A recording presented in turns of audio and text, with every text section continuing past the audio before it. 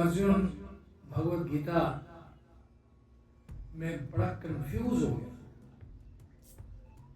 जैसे महाभारत का युद्ध शुरू होने लगा था तो अर्जुन बहुत कंफ्यूज हो गया कि अब मैं क्या करूं। जैसे हम लोग भी कंफ्यूज हो जाते हैं जीवन में कई बार, कभी किसी से सलाह लेते हैं, कभी किसी से सलाह लेते हैं, हमें भी समझ नहीं आती कि क्या करें।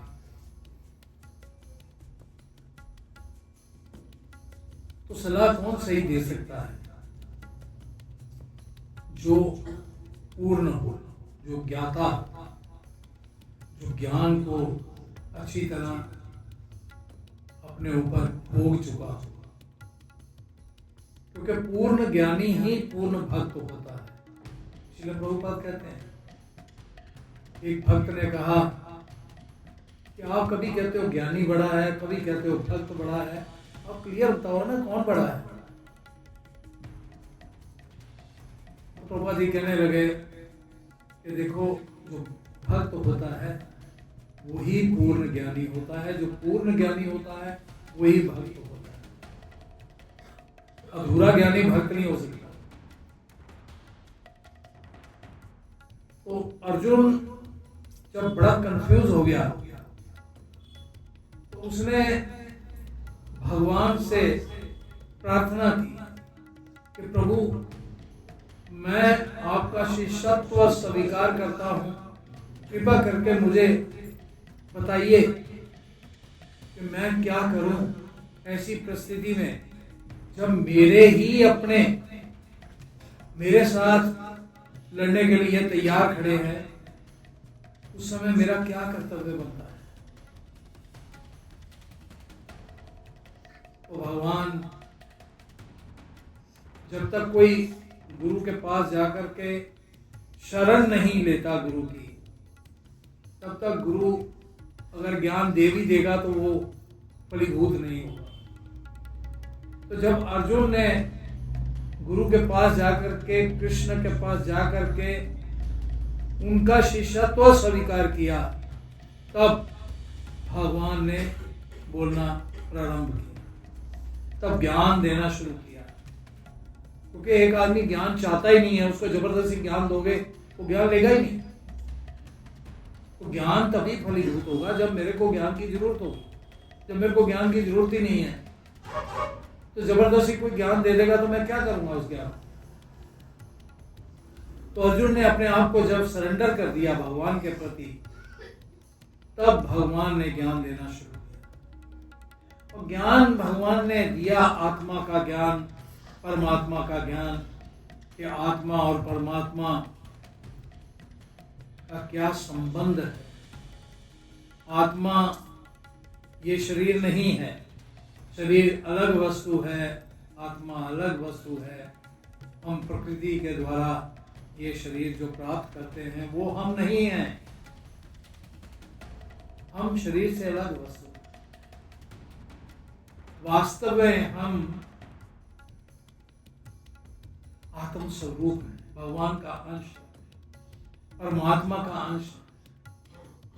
तो जब ये ज्ञान प्राप्त कर रहा है अर्जुन, तो फिर वो पूछता है कि हे कृष्ण, जो आध्यात्म में लीन हो चुके हैं, जो व्यक्ति इस ज्ञान को प्राप्त कर चुके हैं, परिपक्व कर चुके हैं, अपने ऊपर धारण कर चुके हैं, उनके लक्षण क्या होते हैं?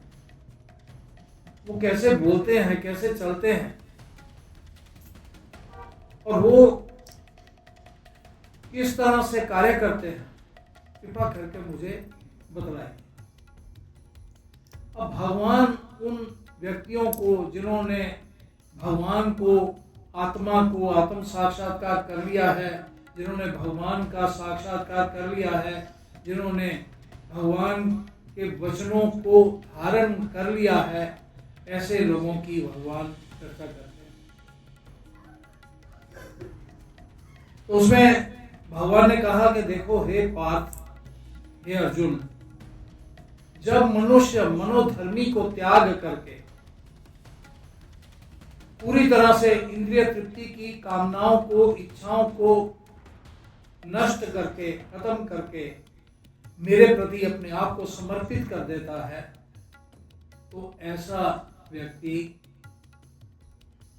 मेरे ज्ञान को प्राप्त कर चुका होता है। ऐसे व्यक्ति को स्थित प्रज्ञ कहा जाता है कि वो अब स्थित हो चुका है, मेरे ज्ञान में पूरी तरह से स्थित हो चुका है। जो तीनों तापों, ये तीन ताप है इस संसार के, त्रय ताप, त्रय ताप, जो उन तापों से विचलित नहीं होता, तीनों तापों के उपलब्ध होने पर भी जो विचलित नहीं होता, अथवा जो सुख में सुखी नहीं होता और दुख में दुखी नहीं होता, न सुख का प्रभाव है न दुख का प्रभाव, ऐसा व्यक्ति सिद्ध प्रज्ञ होता है।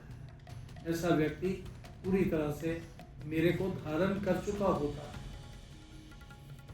अब अर्जुन को धीरे धीरे ये बात समझ आ रही कि भगवान को धारण करना जीवन में एक व्यक्ति के लिए कितना आवश्यक है। जब वो धारण करेगा तभी तो वो अपने द्वंद्व से, अंदर जो द्वंद्व चल रहा है, जो मन के अंदर लड़ाई चल रही है अपनी ही, उससे मुक्त हो सकेगा। तो जो शुभ और अशुभ दोनों में सम रहता है, शुभ हो तब भी ठीक है, अशुभ हो तब भी ठीक है। बहुत सारे लोग, किसी के साथ कोई दुर्घटना हो जाए तो घबरा जाते हैं, अरे भगवान ने हमारे साथ अच्छा नहीं किया, भगवान को दोष देने लगते हैं।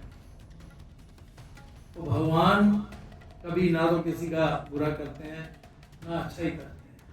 इस संसार में हम लोग जीवन जीते हैं अपने कर्म के फलों के अनुसार, अपने पूर्व जन्म के कर्मों के फलों के अनुसार। हमने जो कर्म किए हैं उनका फल भोगने के लिए तो हम यहाँ आए हैं शरीर लेके। शरीर ही क्यों मिलता? यदि हमने कर्मों का फल नहीं भोगना होता तो ये शरीर ही क्यों मिलता? ये शरीर मिला ही इसलिए है कि हमने जो कर्म किए हैं, जिन लोगों के साथ हमने संबंध बनाए हैं, उनका बदला उतारने के लिए यहाँ आना पड़ता है। कोई पुत्र बन गया, कोई पिता बन गया, कोई माता बन गया, कोई पति बन गया, कोई पत्नी बन गया। ये सब रिश्ते नाते अपने कर्मों के फल के अनुसार।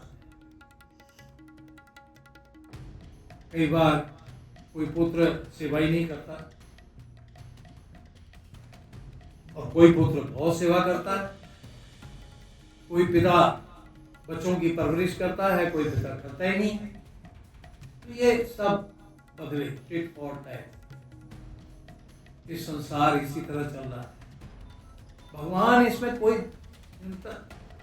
इंटरफेयर नहीं करते। तो भगवान कहते हैं कि जो तुमने बीजा है उसी का फल काटना पड़ेगा, भोगना पड़ेगा। पता है जिस प्रकार कछुआ होता है, कछुआ अपने उनको छेड़ो तो अपने अंगों को अंदर समेट लेता है। इसी प्रकार एक स्वरूप सिद्ध व्यक्ति जब भौतिक जगत के दूषित लोग उसको डिस्टर्ब करते हैं तो वो अंतर्ध्यान हो जाता है, अपने अंतर मन में चला जाता है। अंतर मन में वो भगवान के चिंतन में लगा रहता है। उसको बाहरी जगत से कोई लेना देना नहीं होता। उसको पता ही है सब मीनिंगलेस है, ये संसार मीनिंगलेस है। हमारे गुरुजन भी कहते हैं कि ये संसार कूड़ है, कूड़ा है, कुछ नहीं। तो उस कूड़े पे अब देखो, संसार में देखो कूड़े पे कौन बैठता है? देखा कभी कूड़े पे बैठता है कौवा?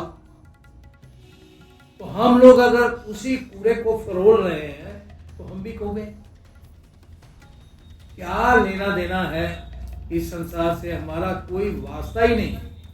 वास्तविक वास्ता उस परम पुरुष से है जिसके हम अंश हैं। हमें उसके ध्यान में अपने आप को लिप्त रखना है। यही स्थित प्रज्ञ का पहचान है। यही गुरुजन हमको देते हैं, सिखाते हैं। और यदि हम बुद्धिजीवी हैं, मनुष्य हैं, मनुष्य को बुद्धि प्राप्त हुई है, और उस बुद्धि का सही रूप से हम अगर इस्तेमाल कर सकते हैं तो हम जान पाएंगे कि हम भगवान के सेवा के लिए पैदा हुए, भगवान की सेवा के लिए। संसार की सेवा के लिए नहीं पैदा हुए। संसार की सेवा तो माया की सेवा है। भगवान की सेवा के लिए हम आए हैं और छोटा सा जीवन हमको मिला है, और वो जीवन अगर हम भगवान की सेवा में अर्पण कर देते हैं तो हमारा जीवन सार्थक हो जाता है। हम सार्थकता को प्राप्त करते हैं। तो इसलिए भगवान कह रहे हैं अर्जुन कि हमारी जो इंद्रियां हैं वो बड़ी वेग पूर्वक हमसे छल करती है, हमको छलती हैं। और जो विवेकी पुरुष है, विवेकी दिमाग है, जो यूज करता है, जो गुरुजनों की बात को धारण करता है, जो गुरुजनों की बात को धारण नहीं करेगा तो बुद्धिमान नहीं है, मूर्ख। तो हमें गुरु हमारे पिता है, और गुरु की बात को हम अगर धारण करने में सशक्त हो जाते हैं तो हम विवेकी पुरुष हैं। नहीं तो हम मूर्ख हैं, हमारे पास बुद्धि नहीं है। अब एक इंटेलिजेंट बच्चे को अगर कोई काम पिता कहता है तो भाग के करके आता है, लेकिन एक मूर्ख को काम कहता है वो काम खराब करके आता है। तो ये पहचान है अपनी अपनी बुद्धि की।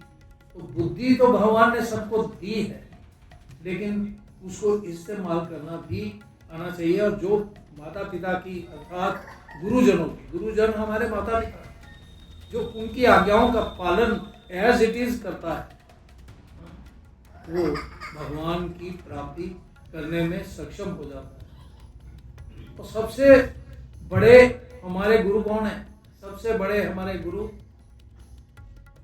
ईश्वर कृष्ण, क्योंकि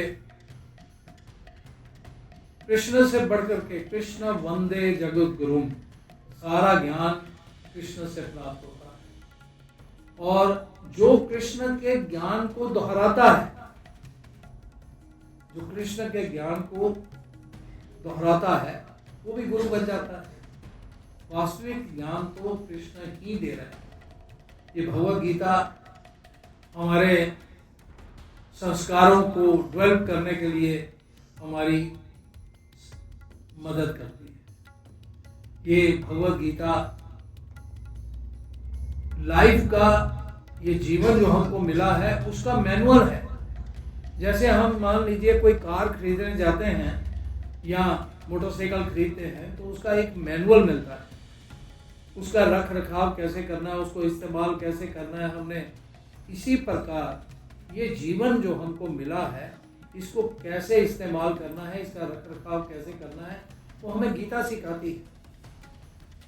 तो हम यदि इस गीता के प्रति नतमस्तक होते हैं, अर्थात इसके ज्ञान को अपने जीवन में लगाते हैं, धारण करते हैं, तो हमारा कल्याण अति आवश्यक होगा, अति आवश्यक होगा। और भगवान कहते हैं कि इंद्रिय विषयों का चिंतन करने वाले मनुष्य जो सदा ये इंद्रियां जो कि भगवान की सेवा के लिए हैं, अगर हम भोग में लगाते हैं तो हम अपने ही शत्रु बन जाते हैं।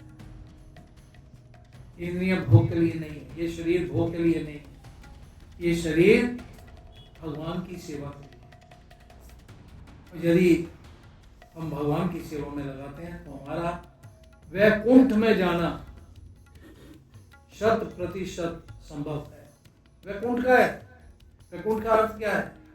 वैकुंठ कहते हैं जिसमें कोई दुख ना हो, कोई कुंठा ना हो। कुंठा मतलब दुख, जिसमें कोई कुंठ नहीं है उसको कहते हैं वैकुंठ। तो जो वैकुंठ में जाना चाहता है उसको अपने आप को, अपनी इंद्रियों को, अपने शरीर को भगवान की सेवा में नियुक्त करना होगा। यही जीवन। इसी के लिए हमको गुरुजनों की गाइड की जरूरत होती है। इसीलिए हमको ये गीता की जरूरत है कि हमें भगवान की वाणी को सुन करके, क्योंकि भगवान ने हमारे लिए गीता बोली है। ये गीता किताब छुपवाने के लिए नहीं बोली, हमें ज्ञान देने के लिए बोली है कि तुम, भगवान प्रेम करते हैं हमसे, बहुत प्रेम करते हैं। भगवान चाहते हैं ये सभी जीव जो मेरे अंश हैं मेरे घर वापस लौट आए। इस संसार में क्यों कष्ट भोग रहे हैं, इस संसार में क्यों दुखी हो रहे हैं? हम संसार के बन के कभी उससे प्यार करते हैं, कभी उससे प्यार करते हैं। मैंने आगे भी कई बार कहा है, क्या धरती और क्या आकाश, सबको प्यार की प्यास।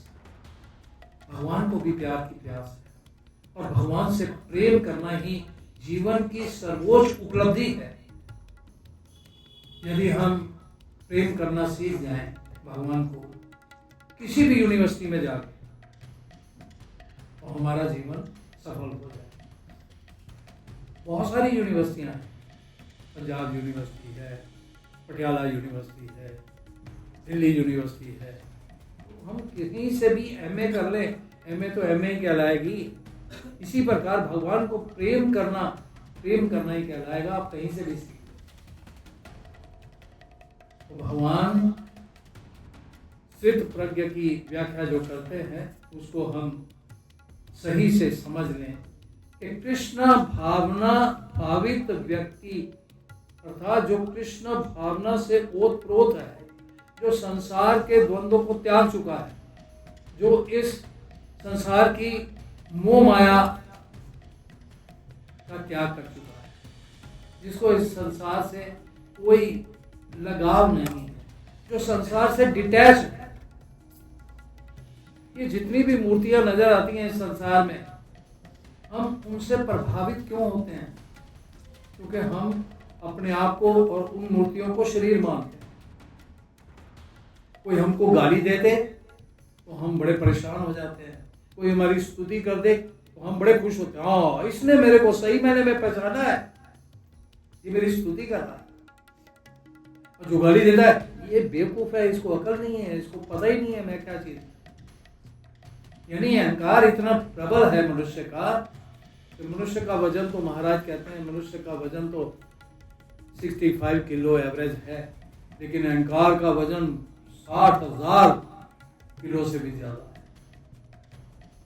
कभी भी उसका अहंकार उसको गिरा देता है।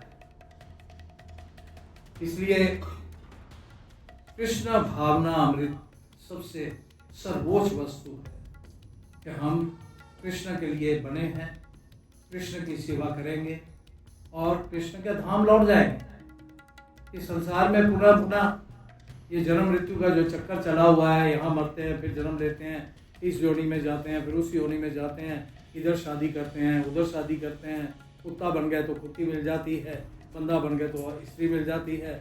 ये सब बकवास की बात है। ये संसार इसलिए नहीं है।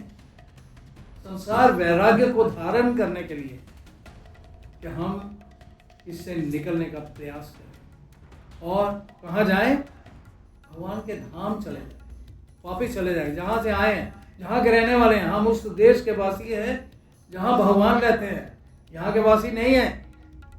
क्यों अपना यहाँ संबंध बना करके और उसको जोड़ करके और उसको पकड़ करके बैठे हुए? कुछ नहीं है यहाँ। कितना मैं देख रहा हूं कि दुनिया के दूर दूर अमेरिका में और पता नहीं कहाँ कहाँ किस देश में लोग बैठे हैं और तरस रहे हैं प्यार।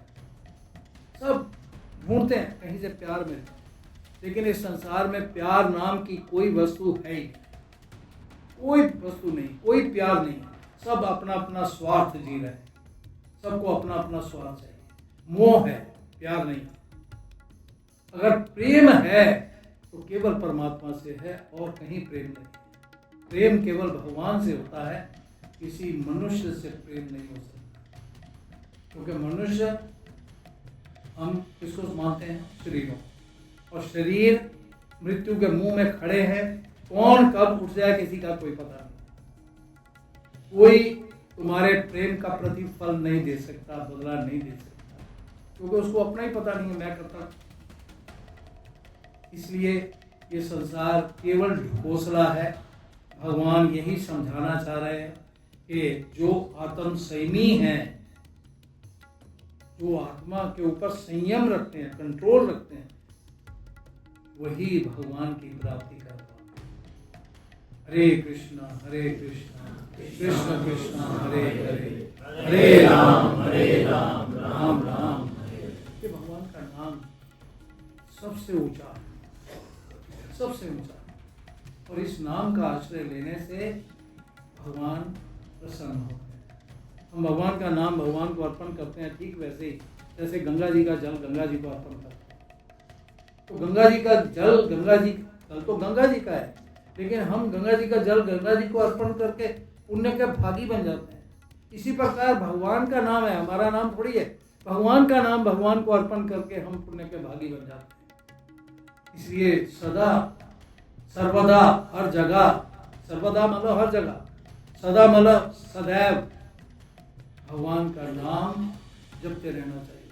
हरे कृष्णा कृष्ण कृष्ण हरे हरे, हरे राम राम राम। ये हमारा हाथ खड़े करना जो है, ये तो भगवान के प्रति सरेंडर है। कि ये कोई डिज़ाइन नहीं है, हमने हाथ खड़े कर दिए डिज़ाइन हो गया। ये तो है कि प्रभु हम आपके प्रति अपने आप को समर्पित करते हैं। अब आप जो आज्ञा देंगे हम वो करें, आपकी आज्ञाओं का पालन करें। ये इसलिए हम भगवद गीता को आत्मसात करें, अपने जीवन में उतारें, अपना जीवन उसमें लगाएं, हमारा जीवन धन्य हो जाए। हरे कृष्ण। श्रील प्रभुपाद की जय। नाम कीर्तन प्रभु का हम फिर एक बार बहुत तहे दिल से स्वागत करते हैं। और जितने भी आप सब आए हो, आप सबका भी तहे दिल से स्वागत है।